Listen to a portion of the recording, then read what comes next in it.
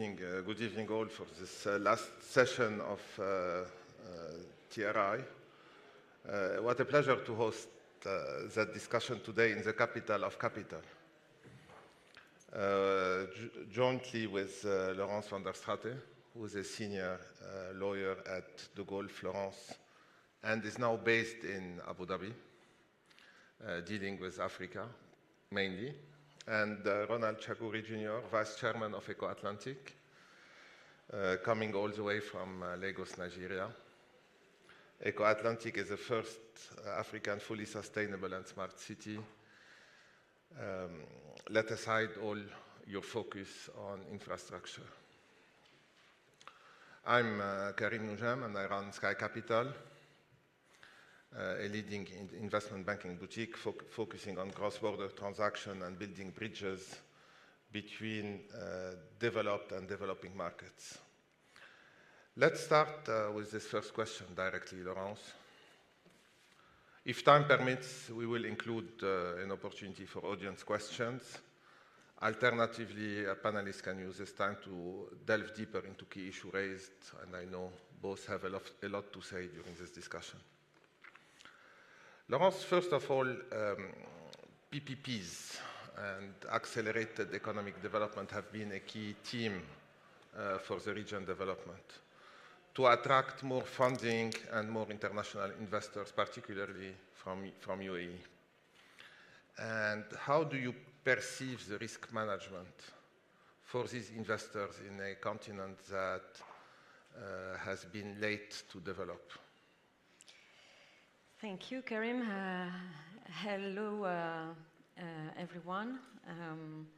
So to answer your question, PPPs have the potential to accelerate economic development in Africa by leveraging the private sector's investment, innovation, efficiency, while meeting public needs.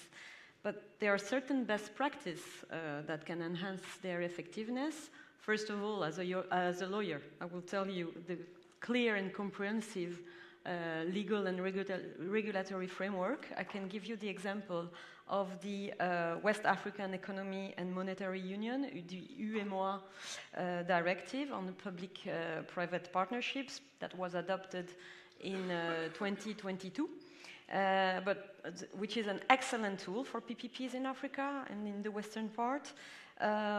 It is, though, still in the process of being transposed in the 8 member states. The reason of this is that Senegal and Mali, for example, already have local laws relating to PPPs, and therefore have to review their laws to comply with this directive. I took my notes because there are so many things to say about this question. Of course, we also need a strong project preparation, capacity building within government agencies which are involved in PPPs, which include training for procurement process, and stop using only over-the-counter or direct agreements, which is the case in Africa. Contract management and financial monitoring is crucial. In DRC, for example, I can tell about the Unité de Conseil et de Coordination des PPP, which is a special unit that was set up when the president was re-elected. And this unit aims at raising awareness in the provinces about standard methodology and PPP's criteria and conditions all over the country. Thanks, Laurence. But talking about international investors, for example, Eco-Atlantic City has been granted the status of free zone. How can this free zone attract the potential of PPP in refunding urban development in Africa? And how do you see these projects like Eco-Atlantic creating ecosystems that attract business and talents? So I would say it all starts with infrastructure, no matter what the way we say it. So at Eco-Atlantic, we're building a city that's full-fledged infrastructure and very modern infrastructure, and we're pushing a lot towards efficient infrastructure. So when we start with that, it already makes it attractive for businesses to operate out of Nigeria. Now we add the free zone element to it and the right regulatory setting, and suddenly now Eco-Atlantic becomes a lot more attractive to international investors because it adds a lot more known factors for businesses that want to come into a market such as Nigeria, which is a very big market. And so that's really and we've seen successes of free zones around the world. I mean, ADGM being a great example. And free zones around Nigeria, some of them have seen some very big success. And in the case of Eco-Atlantic, there will be an idea of how do we create a financial free zone, but also a commercial free zone. And places like here are definitely a very good inspiration of what can be done for businesses. Thanks, Ronald. But leveraging on this point of infrastructure for big countries like DRC and Nigeria, and talking about the infrastructure works that your companies have done, notably on city interconnectivity and all the transportation issues that these countries have faced. How can city interconnectivity drive economic growth and trade potential in between countries and in between cities? And all the CSR initiatives that your group has implemented, how can this impact growth? So definitely roads are probably one of the most crucial aspects of infrastructure for countries to develop or regions to develop. So we have been building extensive amount of roads and there are plans to build extensive amount of roads in Nigeria and in West Africa. And what that does is allows to connect cities. By connecting cities, suddenly we improve trades among cities. We improve trade for manufacturing, we improve agriculture as well within the city, and tourism. So, for example, we're currently building the Lagos-Calabar Coastal Highway, which is a 700-kilometer road that's connecting the west and the east southern part of Nigeria. That alone will suddenly unlock hundreds of kilometers of coasts that have not been developed in Nigeria. That opens tourism, that opens industries around the area, and that also promotes, again, agriculture. So when we do that, that strengthens the country, economically and socially as well. What would take days or maybe a day of transport can now be happening in hours. That definitely creates a lot of different potential for also developing other cities and the main capital. But then we can now connect to neighboring countries, and that again improves trade and industrialization of the entire region. These countries are very wealthy countries, Laurence, and both in Nigeria and in DRC have a lot of mining, and we have seen GCC investors and UAE investors investing in mines. Strategic minerals and investment strategies.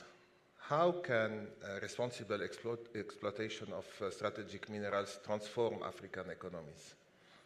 And what frameworks are necessary to ensure these resources benefit local communities, are valued at the right value for the countries, and attract global investors and cross-border trades?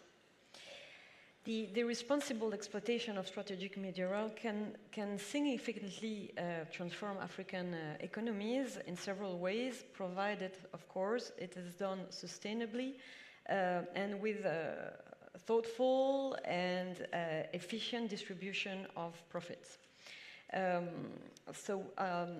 The African countries rich in strategic minerals such as cobalt, lithium, rare earth elements that are critical for electronics and batteries can experience substantial growth if managed well.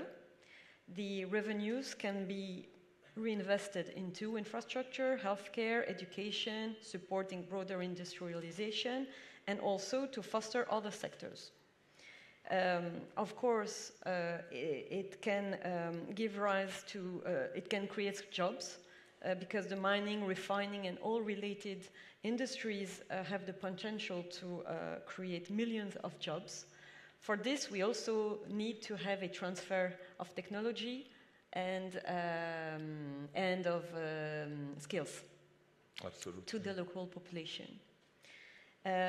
What I can say as well is that it will also foster the regional integration, because if thanks to cross-border infrastructure projects, countries can create a value chain. Absolutely. And we can see that from Zambia and DRC, for example, with the batteries. The mining sector is indeed a capex-heavy sector, not only for the mine itself, but also for the entire infrastructure that surround the mine, notably roads and railways, and transport these mines and outputs towards ports, airports for export purposes. How do you see, Laurence, cross-border transaction flow between UAE and Africa around this particular sector? Well, we are seeing more and more transactions and investments from the UAE into Africa, but hopefully in the coming years they will continue to grow and to be encouraged by the governments, the African governments themselves. They should approach more and more the UAE investors and sovereign funds for investment in the mining industry, but also in other sectors. But what I have noticed is that some of the African governments don't have the awareness or the knowledge of the UAE's will to invest and power to invest as well. Absolutely. Approaching the GCC investors, and notably investors with structured trades and structured transaction, is key to attract these investors. And lack of investment and potential needs in the infrastructure sector is very appearing in the structures and projects that your group is undergoing right now. I mean, as a continent as a whole, like Africa is seeing about $150 billion, $170 billion yearly requirement for infrastructure investing. And that's going to definitely need international partners. The potential is huge. The population is growing and is going to keep growing for a very long time. And it's only going to keep adding a very strong need for more and more infrastructure. And that comes in very large number, very big numbers. And that requires extensive financing. Definitely countries like UAE and many other regions could be potential powerful partners with Africa, and seeing that development, and also potential for extension of their businesses into the region. It is something that we believe has a very strong potential, as you mentioned, and I believe could be a very natural partner for Africa. Yeah.